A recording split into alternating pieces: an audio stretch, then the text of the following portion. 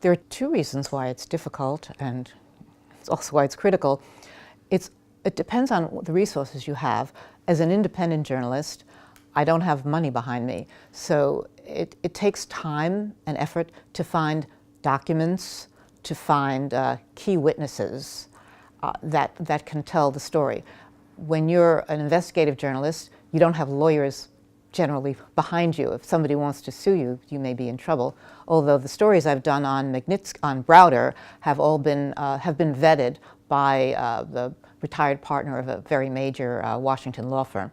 But normally it takes a lot of time to get documents and a lot of time to find the people to interview and to get them to be willing to talk to you. If you're from a major publication or from a network, it's a lot easier. The other point is, as an independent person, very often when you're dealing with subjects like the Browder story, the major media and even some of the alternative media, they don't want to publish it. This story we have found is very political. In the US, it's part of what we called neo-McCarthyism, Cold War 2.0. That is, if you write something where the person you're writing about is a critic of the Putin government in Russia, you are immediately suspect and people are ready to attack you. And also, if you're critical of something which the government, in this case the American government, is using, or parts of it, to promote Cold War 2.0, that is hostility to Russia, they also don't want the story. And my experience has been that even when you have the evidence that media are not interested.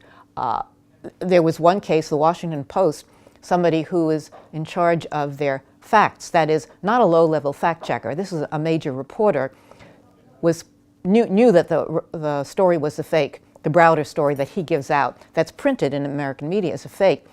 And so I asked him to send to his people a story which I have done, which is about how NBC, major network, killed a story by their own reporter that showed that Browder was a fraud. And he sent this to editors at the Washington Post, and they wouldn't take it. This is the person who is their major fact checker. That is, the person who wants to make sure that when they're on a big story, they're honest about it. He told me that I have been trying to get them to write the truth on this, and they won't. So that's the other problem if you're an independent journalist. Who is going to run your story? They have their idea, and I think a lot of them are influenced by their own political ideology, which in this case is, we don't like Russia, or we don't like the Putin government in Russia.